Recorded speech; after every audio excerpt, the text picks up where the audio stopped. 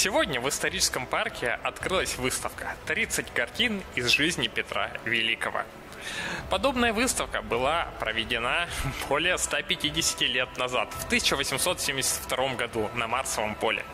Там, в честь 200-летия Петра, его дня рождения, было выставлено 30 картин, посвященных его жизни, его свершениям и его завоеваниям.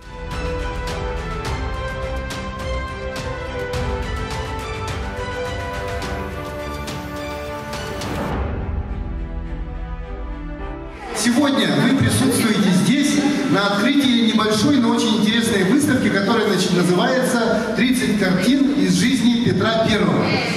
Знаете, кто такой Петр Первый? Да! Молодцы! Так вот, Петр Первый – это очень яркая личность. Это действительно очень неординарная личность. Это наш первый император нашей Российской империи, который, как вы слышали, наверное, прорубил окно в Европу, который создал наш военно-морской флот, регулярную армию и много-много добрых дел сделал, и в том числе основал город Санкт-Петербург.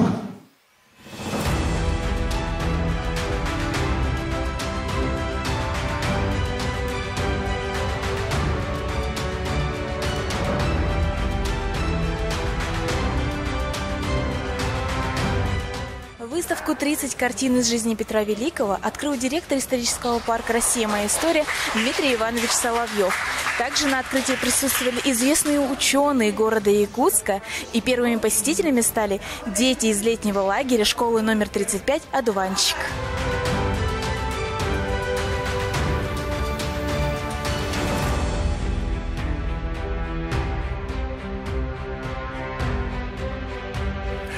Не все из этих 30 картин просуществовали до наших дней.